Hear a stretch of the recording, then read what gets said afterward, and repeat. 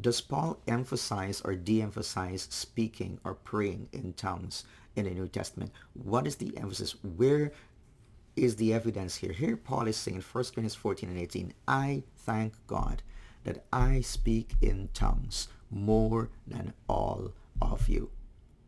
In a sense, he is boasting that he's speaking in tongues more than everyone. So we have to put this in perspective. There's some people who are trying to minimize the importance of speaking tongues, or they're even forbidding others from speaking in tongues. Whereas Paul in the book of First Thessalonians actually says, forbid not speaking in tongues. Forbid not to speak in tongues.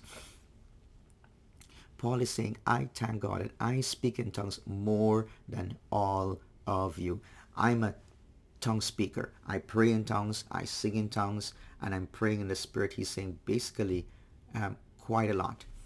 But he says, nevertheless, in church, that is in the house of God, when the congregation gathers together, I would rather speak 5 words with my mind to instruct others. So when Paul is talking about having some sort of control, some management over praying in tongues, it is not to the individual praying in tongues. It is when the individual is addressing the congregation. You cannot instruct a congregation if you're praying in an unknown language or you're speaking in unknown language. So we've got to put this in perspective. Nevertheless, in church, in the house of God, when the people of God are gathered together, I would rather speak 5 words with my mind in order to instruct others. If I'm going to teach, I have to speak in the native language of the people. At that time, Greek or Aramaic, whatever it was, or Hebrew if he was in the Jewish congregation, Jewish setting. So you have to speak in the language of the listener, the language of the hearer, and explain concepts in words that they can understand, or else it will be of no benefit to them.